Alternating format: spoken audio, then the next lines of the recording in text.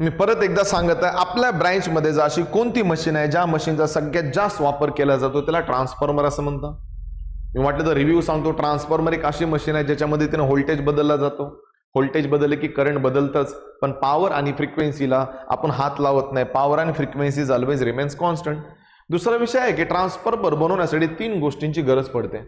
सगळ्यात पहिले तर तुम्हाला एक चौकोनी धातू लागतो ज्याला आपण म्हणता रेक्टँग्युलर कोर. कोरची परमॅबिलिटी जास्त पाहिजे, रिलक्टन्स कमी पाहिजे, धातू एकदम चांगल्या क्वालिटीचा पाहिजे, लाईक सिलिकॉन स्टील. धातू हा अखंड नसतो, आलूच्या चिप सारखं कापून त्यांना जॉईन केलं जातं, called as a laminated sheet. Laminate sheets का यूज केल्या जातात? कारण त्याने एडी करंट दबतो. जो आडवा पार्ट असतो त्याला योक म्हणता, उभ्या पार्टला लिंब म्हणता. हे जे 2 लिंब आहेत पोरांनो, डाव्या साईडच्या लिंबला जी वाइंडिंग गुंडाळतात त्याला प्रायमरी वाइंडिंग म्हणता, उजव्या साईडच्या लिंबला जी वाइंडिंग गुंडाळतात त्याला सेकंडरी वाइंडिंग म्हणता. एका ट्रान्सफॉर्मर मध्ये 2 वाइंडिंग असतात, प्रायमरी आणि सेकंडरी, कारण सिंगल फेज आहे. 3 पेज असेल तर 3 वाइंडिंग. किती वापरायचं वापरा, मला प्रॉब्लेम नाहीये. पण प्रश्न कसा आहे बेटांनो, कोरच्या वर जेव्हा तुम्ही वाइंडिंग गुंडाळता ना तर त्याच्यावर इन्सुलेशन लावलं जातं. विदाउट इन्सुलेशन कोर आणि वाइंडिंग एकमेकांच्या कॉन्टॅक्टमध्ये येता कामा नाही.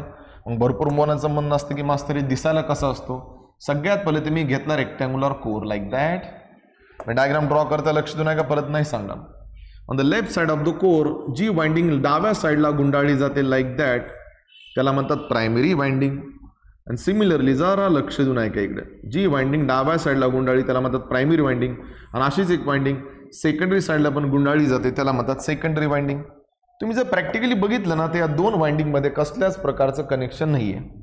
डाव्या साईडने 2 वायर सरांनी बाहेर काढले असे, उजव्या साईडने पण 2 वायर सरांनी बाहेर काढले असे. On the left side it is called as a primary winding, on the right side it is called as a secondary winding. कधी पण जी प्रायमरी वाइंडिंग असते ती सप्लायला कनेक्टेड असते. तुम्हाला मी काय बोललो होतो, ट्रान्सफॉर्मर फक्त एसीवर चालतो, पोट्टे मूल्य मास्तर डीसीवर चालवायचंय, चालवा. एवढ्या अंगात काढायचं तर चालवा तुमच्या, मला काही प्रॉब्लेम नाहीये. पण डीसीवर तो ट्रान्सफॉर्मर चालणार नाही, जळून जाईल. उजव्या साईडला लोड लावला, समजा सरने मोबाईल चार्जिंगला लावला, it may be R, it may be L किंवा सी. लोड कुठला पण असू शकतो, it's not a big deal. जो आडवा पार्ट असतो, उभा पार्ट असतो त्याला लिंब म्हणता, आडव्या पार्टला योक म्हणता. हे तुमचं बनलं कन्स्ट्रक्शन. पण सगळ्यात महत्वाचं काय, धातूच्या वर वाइंडिंग डायरेक्ट गुंडाळली जात नाही. धातूच्या वर वाइंडिंग गुंडाळण्याच्या अगोदर मध्ये एक पेपर लावला जातो ज्या पेपरला इनप्रेग्नेटेड पेपर असं म्हणतात. सगळ्यात महत्वाची गोष्ट म्हणजे तो इनप्रेग्नेटेड पेपर जो असतो ना त्या पेपरचं कामच आहे धातू आणि वाइंडिंगला एकमेकांपासून सेपरेट होणं. तर सगळ्यात मोठा प्रश्न असा आहे की पोर म्हणते सर कन्स्ट्रक्शन समजलं, जरा वर्किंग पण सांगा. आता मी थोडं वर्किंगकडे मूव्ह करताय. वर्किंग भरपूर मुलांना समजत नाही, पण मी समजल्याशिवाय सोडणार नाही. पॉइंटवर येतो. सगळ्यात मोठा प्रश्न पोरांच्या डोक्यामध्ये की मास्तर व्होल्टेज कसं बदलतं, का बदलतं, कुणामुळे बदलतं, काय घेणं का देणं सगळं सांगतं. समजा वर्किंग मध्ये सगळ्यात पहिलं तर मी प्रायमरी वाइंडिंगला सप्लाय लावला. इथे एक नियम आहे जो मी आत्ताच क्लिअर सांगतो. पोट्टे म्हणतील मास्तर मी इकडे सप्लाय लावतो इकडे लोड लावतो, नाही जमत बेटा. नाही, प्रायमरी वाइंडिंगला सप्लायच पाहिजे हा नियम आहे. आणि तो पण एसीच पाहिजे हा पण एक नियम आहे. कारण डीसीवर चालत नाही रे, कशाला काड्या करताय मग त्याच्या अंगात. डीसीवर चालत नाही तर नका चालू द्या ना. उजव्या साईडला लोड लावा. आपल्या घरात लोड 3 प्रकारचे असतात, रजिस्टर, इंडक्टर अँड कॅपॅसिटर. कुठलाही लावा काही घंटा फरक पडत नाही.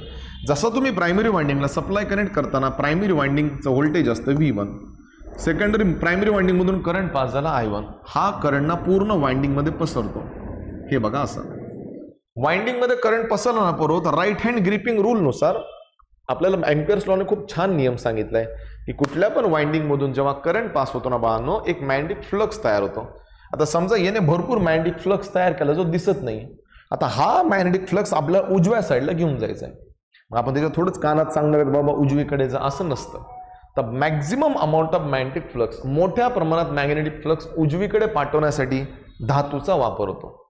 म्हणजे आपण गल्लीमध्ये गाड्या घेऊन जायला जसे आपण रस्ते बांधता, समजतंय का, घराच्या बाहेर थांबायला जशी गॅलरी बांधता, तसंच बांधनो मॅग्नेटिक फ्लक्सला उजवीकडे घेऊन जाण्यासाठी हा धातूचा वापर होतो. धातूचं कामच आहे मॅग्नेटिक फ्लक्सला कॅरी करणे from left side to the right side. असं मी म्हणू शकतो की फ्लक्सचा खूप मोठा पोर्शन लिंक करत आहे कोर सोबत आणि तिथे क्लोज्ड पाथ तयार होत आहे आणि तो फ्लक्स सेकंडरी वाइंडिंगच्या जाऊन अंगात घुसतो. तर विचार करण्यासारखी गोष्ट काय माहिती आहे का, की थोड्या वेळा अगोदर याच्याकडे काहीच नव्हतं, रिकामा बसला होता. आता याच्याकडे फ्लक्स आहे ना. विचार करण्यासारखी अजून एक गोष्ट आहे, व्होल्टेजमुळे करंट बनला, करंटमुळे फ्लक्स बनला, तर फ्लक्समुळे करंट आणि करंटमुळे व्होल्टेज का नाही बनू शकत? बरं बनू शकतात. If A is equals to B then B is equals to A ना.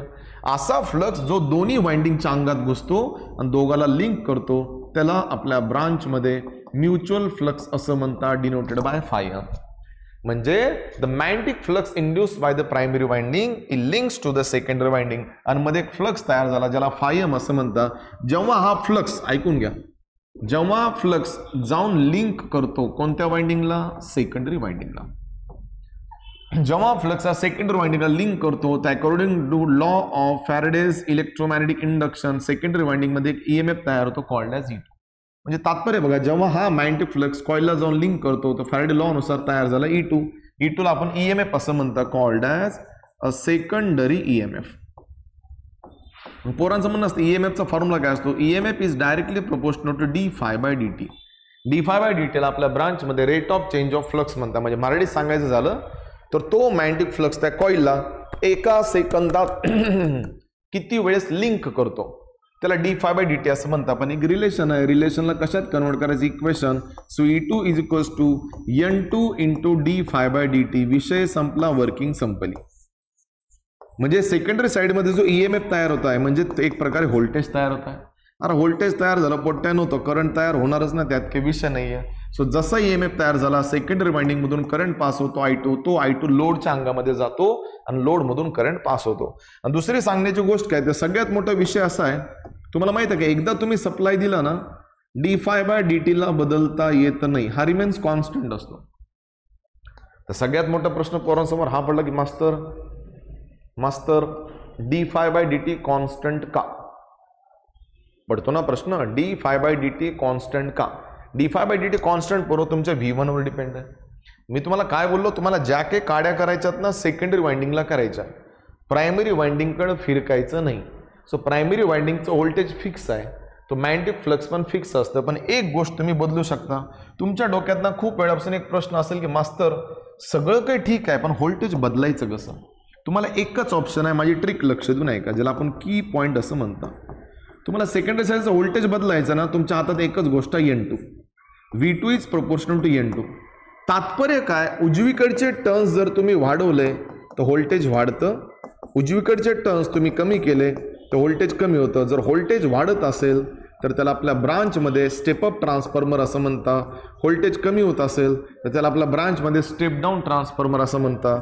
पण जर तुम्ही नंबर ऑफ टर्न्स सेम ठेवले तर व्होल्टेज वाढत पण नाही कमी पण होत नाही, याला आपल्या ब्रांचमध्ये आयसोलेशन ट्रान्सफॉर्मर असं म्हणतात.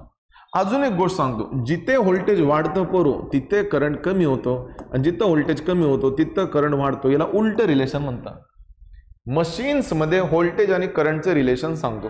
म्हणजे ट्रान्सफॉर्मरमध्ये जर व्होल्टेज वाढलं तर करंट दबतो आणि व्होल्टेज कमी झालं करंट वाढतो. It's look like a relation of CT and PT. So सांगण्याचं तात्पर्य काय, ट्रान्सफॉर्मर फक्त व्होल्टेजच बदलत नाही, तो व्होल्टेज बदलल्यामुळे त्याचा करंट पण बदलतो. पण एक गोष्ट माहीत असू द्या, रेजिस्टन्स कधीच कोणासाठी बदलत नाही, it is always remains constant. So conclusion आपल्याला काय भेटलं, if I increase the number of turns of secondary winding voltage increases, decrease the number of turns of secondary winding voltage decreases, but if the number of turns of primary and secondary is same voltage वाढणार पण नाही कमी पण होणार नाही, त्याला आपल्या branch मध्ये आयसोलेशन ट्रान्सफॉर्मर असं म्हणतात. आता तुम्ही मला कमेंट मध्ये सांगा तुम्हाला याचं कन्स्ट्रक्शन आणि वर्किंग समजली का?